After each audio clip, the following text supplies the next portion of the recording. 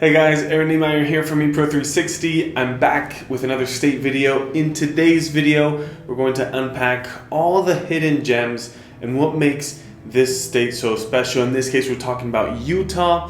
And to be honest, it's one of the best ranked states to study as an international student. So strap in because there's a lot to talk about. Now for starters, a lot of people know this already, but it is the Mormon state. If you see the words the church or LDS standing for Latter-day Saints, that is all referencing the Mormon church. And yes, there are reports that say 82% of all Utahns are Mormon. But if you start to dissect those numbers, you actually notice that the ones that are practicing Mormons is roughly 24 to 40% of Utahns. So even though they do identify with the Mormon church, they're not necessarily practicing, or they're not taking those beliefs all the way to practice. So keep that in mind, because a lot of people are turned off by this statistic or by this fact that it is a Mormon state, when in fact it shouldn't have that much of, a presence when you actually live in Utah. Now, an interesting fun fact with the state of Utah, it is the #1 consumer of Jell-O.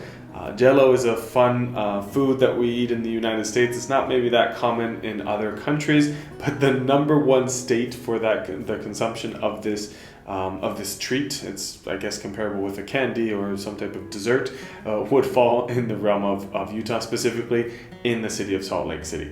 #3, this has to do with geography. We'll be talking about that in a little bit and later on in the video, but Utah can be divided into two sections, the northern section and the southern section. If you look throughout Utah, but specifically at that southern section, the humidity level within that area is roughly 10% in the air, right? Humidity in the air. That's actually comparable to the Saharan desert. So it goes to show just that unique trait, geographically speaking, that uniqueness of the atmosphere, right? And specifically with the air quality. We'll talk about that later on, but it's a cool fact. You can compare the south of Utah to roughly the Sahara Desert when it comes to the humidity in the air. Now, the last cool fact about the state of Utah kind of has to do with that humidity as well. It has an effect, it plays an effect when it comes to the snow that Utah receives. It does receive a lot of snow, specifically in that northern area, as I was mentioning before. So if you're a big ski lover, then definitely check out Utah. But the quality of that snow is ranked as one of the best in the country. Because of that low humidity, it creates a very fine snowfall, which is just wonderful for ski lovers or snowboarder lovers like myself. So if you are interested in skiing and snowboarding, the state of Utah has been recognized as the best snow in the entire country. Now, I'm going to briefly start by focusing on the economy in Utah. I don't want to spend much time here because everything I have to say is very, very positive with the state of Utah. They have received a lot of tech companies during the pandemic, even before the pandemic. That has led to a 20% increase in the cost of housing in the Salt Lake City area, for example. So that just demonstrates the influx of outsiders that pursue their careers in Utah. Utah has one of the lowest unemployment rates within the United States. They maintained that lowest rate when it came to unemployment, even during the pandemic. This has actually caused some, let's call them minor problems, because they are unable to meet all the personnel requirements. So you're going to see a lot of now hiring signs, specifically nowadays in the state of Utah, because they just can't fill all the positions that they have open. So it's not uncommon for drive-thrus on a Sunday afternoon to be closed because they don't have enough personnel to keep that operation up and running. So that's one minor problem connected to the unemployment rate in Utah, which again is fantastic. The overall household income is right above the national average. It's a little bit higher than the national average, but the cost of life in Utah is extremely good. It's much, much cheaper than states like California, like New York, like Washington, even the neighboring sort of Texas. And I say neighboring because it's similar in terms of receiving a lot of these Californian companies, but the state of Utah maintains a very, very healthy cost of life. Now, when you look closer at the state of Utah, you can also start to see and appreciate the economic wealth that Utah has. There's a lot of things to unpack for sure. I want to try to keep it brief and focus on the key aspects, I guess, of the Utah economy. For starters, it has one of the lowest unemployment rates in the entire country. Even during the pandemic, it had a very low unemployment rate, the lowest in the country, maintaining that traditional aspect of Utah. This has actually led to some minor issues, which are the fact that a lot of companies, small businesses, aren't able to hire all the personnel that they need. So if you do go to Utah anytime soon, you're going to see now hiring signs pretty much in any service related business, right? Even drive-throughs, for example, on Sunday afternoons, most of them are going to be closed because they just don't have enough personnel to keep that operation up and running. So that just goes to show, how healthy and stable the economy is in Utah. In fact, even before the pandemic, but specifically during the pandemic, a lot of companies from California were leaving and entering newer states with better tax cuts, and Utah was one of the recipients of that, specifically the Salt Lake City area. That's where most of the companies decided to set up shop. That led to a 20% increase in the cost of homes in the Salt Lake City district and area. That just goes to show how cheap it was before the pandemic to purchase homes in Utah, and just the sheer amount of people that moved in, creating this housing bubble in a way. Now, when it comes to the household income, Utah is actually at a very healthy place. It's quite above the national average, yet it actually ranks one of the lowest when it comes to cost of life within higher income household salaries, right? So it is not the cheapest state, but when it comes to the higher ranked household income states, it is one of the lowest when it comes to the cost of life. So that will put you at a very healthy spot if you do decide to find employment in Utah. When it comes to, specifically for international students, when it comes to the cost of attendance, I have to say that I guess there are two tiers to look at. Tier number one will be the bigger state schools that are very well ranked. And by the way, Utah State or the University of Utah, very, very good schools to consider. Utah Valley as well. They will come with a very high cost of attendance. The tuition mark there is much higher than other state schools that we'll look at in a minute, but that's also because of the rank and the prestige that they're able to bring with it, right? So you can expect to pay quite above the national average at those tier 1 schools.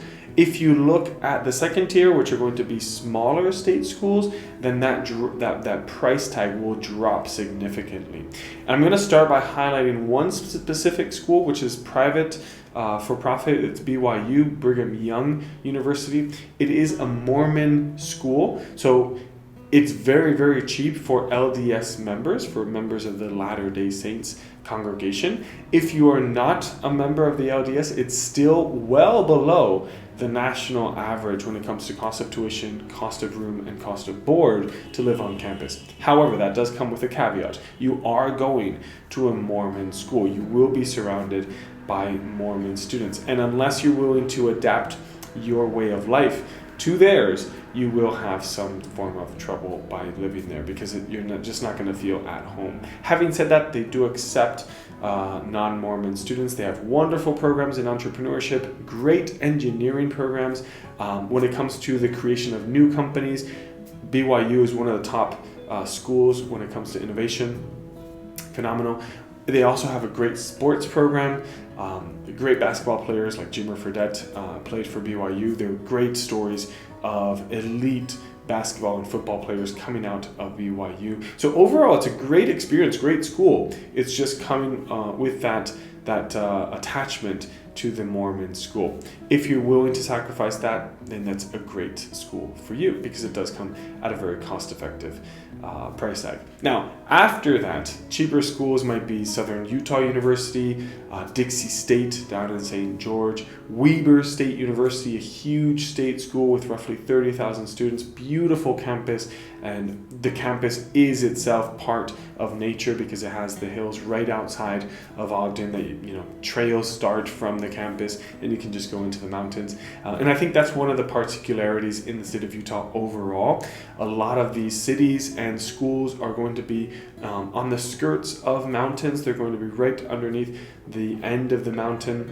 And you have, you know, ski resorts, hiking trails, even rivers if you just go outside of the state of the campus out, you know, towards the valley. You're going to have all of those amenities just 25-30 minutes away from you. So if you're passionate about the outdoors, I definitely recommend Utah as a general state of study because it has been named the nation's outdoor state. Everybody in Utah typically loves to be outdoors. Since it neighbors with Colorado, I like to compare the two because I think they have very similar spirits when it comes to the outdoor, the nature, environment, everything. They just love to be outdoors, and everything kind of goes around that idea.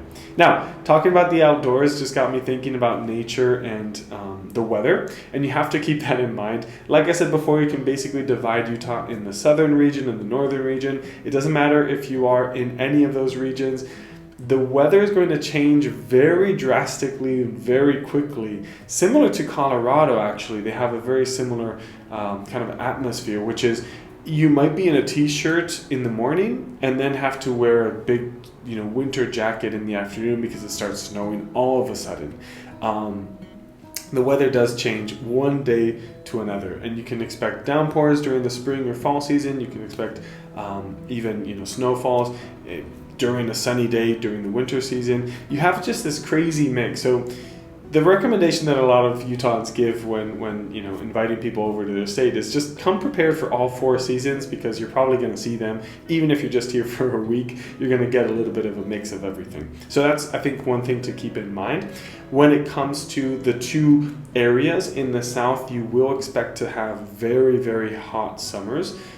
Anywhere in the 90 Fahrenheit all the way to the 120s. That's roughly in centigrades 35 to 43 or more or less, if memory serves, in the south. And then if you go to the northern state in the summer, you're going to expect anywhere from the 90s downwards. So it's never going to be as hot as in the south. Now, as I mentioned with the Sahara Desert, that it is comparable with humidity. That means that this state specifically is phenomenal for anybody that has allergies, for people that don't like to have stickiness. You know, when you're in a humid state, everything sticks to you, and it's very uncomfortable.